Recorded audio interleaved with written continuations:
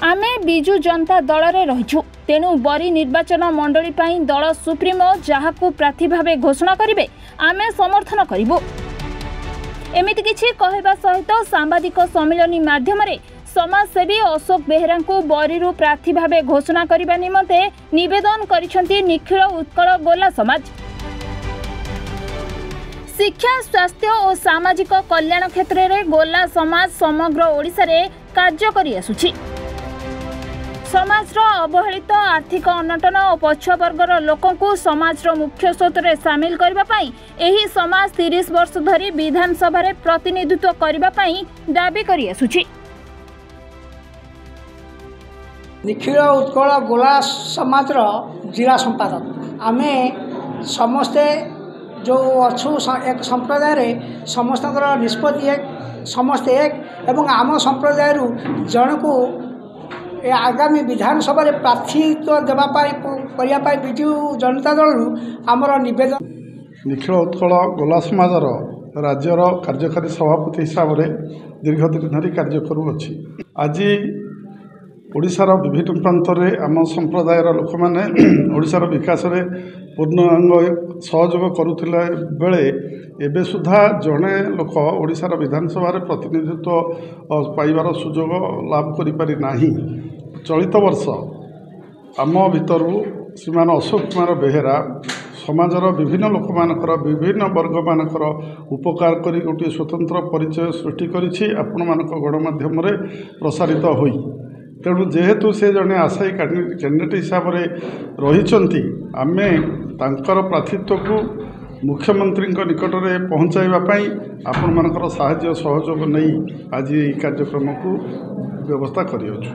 मैं जेहेतु नवीन बाबूकर शासन प्रति आमर भल लगे एवं तांको प्रति आमर दृढ़ समर्थन थाए तेणु जहाँ को से सिलेक्ट करेंगे तांको आमे साहाय्य सहयोग करूँ किंतु आम पिला सिलेक्ट करने आम विनम्र अनुरोध करुअछु।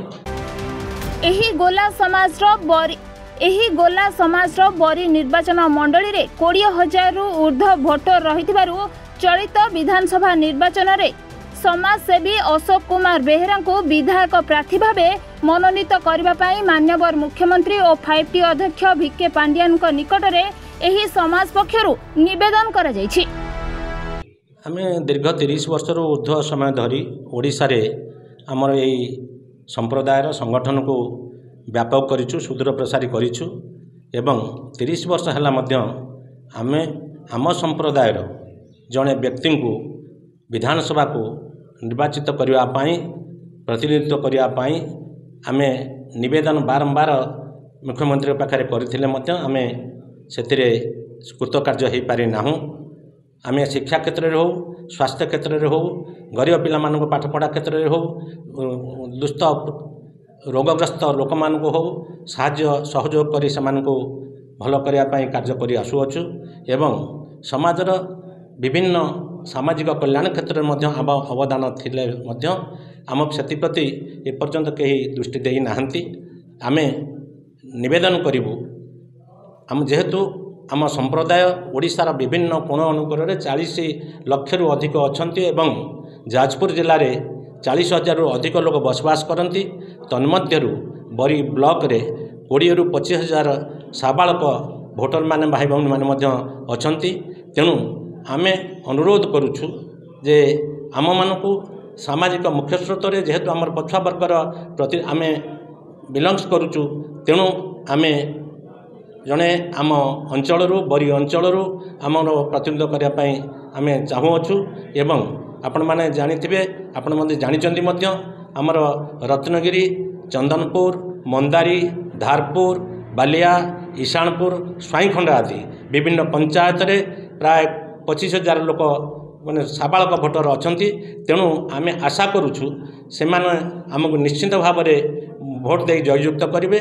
तेणु आपण मानक जरिया आम निवेदन करुछु मुख्यमंत्री एवं 5T सचिव पाखरे आमर यही वार्ता पहुँचब एवं युव समाजसेवी श्रीयुक्त अशोक कुमार बेहेरा को प्रस्ताव कले आम निश्चित भाव में उपकृत हेबु। बरीरू प्रशांत द्विवेदी रिपोर्ट रिपोर्टर्स टुडे।